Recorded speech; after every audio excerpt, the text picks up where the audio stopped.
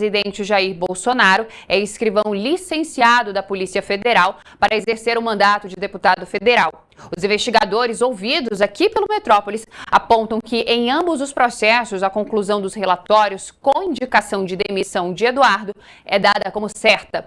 Um desses processos administrativos acaba apurando aí a atuação do parlamentar lá nos Estados Unidos contra o Brasil. E Eduardo é enquadrado internamente nesse caso por improbidade administrativa, insubordinação grave em serviço e transgressões graves que atentam contra o decoro da função. A Corregedoria Geral da Polícia Federal vai acompanhar todo o processo desse caso. Já outro processo no qual o parlamentar responde foi motivado por ofensas dirigidas ao delegado Fábio Chor na tribuna da Câmara dos Deputados em agosto do ano passado.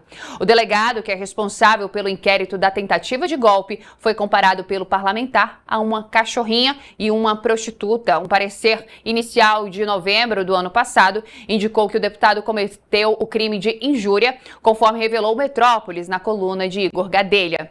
Todo esse processo ainda está em andamento e é conduzido por uma comissão já instaurada. Em caso de demissão, o parlamentar ficará inelegível, uma das sanções previstas para servidores demitidos. E para nos ajudar a entender toda essa situação envolvendo Eduardo Bolsonaro, eu vou conversar agora com o advogado criminalista Jaime Fusco. Jaime, bom dia para você, bem-vindo ao Acorda Metrópolis, muito obrigada por nos atender. Bom dia, uma satisfação. Bom dia a todos vocês do Acorda Metrópole. Jaime, eu começo perguntando para você, né, para a gente poder separar esses casos, né, onde nós temos aí um único ator. Como é que funciona em cada um desses casos envolvendo o deputado federal Eduardo Bolsonaro, os quais ele está sendo acusado neste momento? Bom, ele primeiro precisa ser notificado, é aberto o prazo para que ele apresente a defesa dele, e a polícia, a comissão, ela tem 60 dias, prorrogáveis por mais 60 dias, por um desfecho final, dentro do contraditório da ampla defesa. Ele vai nomear um advogado, e esse advogado vai representá-lo, vai rolar testemunhas, vai apresentar provas, vai requerer diligências, e resguardado a ele todo o contraditório, o procedimento tem o seu curso normal. Caso lá do Tribunal Federal, né, onde ele está respondendo por estar tratando de assuntos do Brasil lá fora, como por exemplo o caso das sanções, onde ele foi notificado via correio, né, via publicação pública, porque não o ministro Alexandre de Moraes alegou que estava tendo dificuldades para encontrá-lo. Nesses outros casos, no caso dele perder o seu cargo como servidor público, como é que funciona para poder notificá-lo? Pode acabar recorrendo também a essa questão da publicação pública? A defesa dele, certamente, ele vai utilizar de todo quanto é elemento para se furtar a responder esse procedimento, até porque isso tudo implica em questões de prescrição. A legislação estipula um prazo prescricional para que ele seja julgado por essas, vamos chamar assim, julgado administrativamente por essas declarações dele. Esse dado é muito interessante, porque são dois procedimentos em curso, né? Um que diz respeito ao momento que ele está no exercício da função parlamentar, e outro quando ele faz ofensas de cunho pessoais a uma autoridade que é um delegado de polícia. Sim, e aí a notificação, só para eu poder, assim, a gente poder entender de fato, ela pode ocorrer dessa mesma forma em que o Supremo Tribunal Federal está recorrendo, que é fazer essa publicação por meio de diário oficial, de correios públicos mesmo, porque não se encontra Eduardo Bolsonaro, mesmo ele tendo aqui o gabinete físico em Brasília, ele já não está aqui no Brasil desde o começo deste ano, existe uma certa dificuldade de encontrá-lo fisicamente, porque nas redes sociais ele está sempre ativo. Essas outras áreas da justiça pode também recorrer a esse mesmo meio para poder notificar Eduardo Bolsonaro?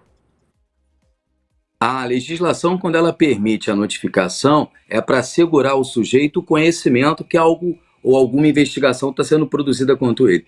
Eu não tenho dúvida em afirmar para você que é notório, não só para ele, mas para os advogados dele, que existe um procedimento em investigação.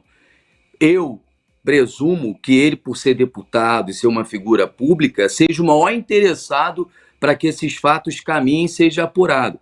Então, a gente espera que ele, mostrando ser um sujeito probo e que respeita a legislação, ele mesmo apresente uma procuração e faça a defesa dele junto à autoridade administrativa, que é o que todo mundo espera de uma pessoa que é correta. A pergunta é qual desses processos ele tende a ter um andamento mais rápido, mais célere em relação ao deputado Eduardo Bolsonaro? Eu vejo com muita preocupação isso. Eu acho que deve-se garantir a ele todo o direito de defesa. Todo o direito de defesa. O que não pode se permitir é ele ficar se furtando a responder esses fatos, seja simulando uma ocultação inexistente, que me parece que é o caso, mas eu não conheço o procedimento em si. É necessário que ele apresente a sua defesa e que seja garantido a ele todos os recursos de defesa. O problema aí não está no prazo. O problema está em garantir o direito de defesa a ele para que ele amanhã ou depois não alegue que isso é um tribunal de exceção. Então é necessário respeitar todos os prazos, porque isso não vai prejudicar o bom andamento, tá? Uma vez ele apresentando a defesa e requerendo as diligências, aí sim a comissão vai ter condições de julgá-lo. Sim, o deputado ele também está ali em um processo de perda de mandato dentro da Câmara dos Deputados por conta das suas ausências, né? Ele que esteve licenciado até o meio deste ano e agora ele vem num recebimento de faltas. Caso venha acontecer essa perda de mandato dele, o Conselho de Ética lá venha optar ali e a Câmara, o plenário também vote pela perda do mandato. Essas ações que são voltadas para ele como deputado, como por exemplo que foi o caso lá dele ter xingado, né, ter ofendido o delegado. Essa ação, ela pode ser anulada ou ela continua em curso? Essa ação, eu acho que ela ganha até mais força, porque a legislação, no artigo 132, ela coloca uma série de situações que pode ter a demissão do sujeito. Só que tem um dado aí, ele está no exercício do mandato de parlamentar. Certo? Então, alguns verbos aqui, por exemplo, da questão da incontinência pública e conduta escandalosa. Essa conduta escandalosa me parece que tem sido um comportamento do mandato do deputado. O que a comissão, e a gente vai precisar entender, é que se ele perde a condição de deputado, ele já tem um enquadramento ainda maior como agente da Polícia Federal, porque a polícia não tolera um comportamento, uma incontinência pública, nem um comportamento escandaloso, superior de um agente da Polícia Federal. Então, acho que se ele perder o mandato de deputado, ele vai ter responsabilidades ainda maior como agente da Polícia Federal, porque a polícia não costuma tolerar esse tipo de comportamento inadequado. Gostaria de agradecer ao advogado criminalista Jaime Fusco por prestar esses esclarecimentos aqui pra gente. Jaime, eu espero ouvi-lo em outras oportunidades, porque é um processo aí que deve ser bastante prolongado, né? E as portas aqui do Acorda Metrópolis estão abertas. Muito obrigado por esses esclarecimentos hoje. Eu é que agradeço a vocês e vamos torcer para que esses comportamentos sejam apurados e o desfecho com o devido processo legal sempre. Muito obrigado. Nós vamos falar sobre o que vai acontecer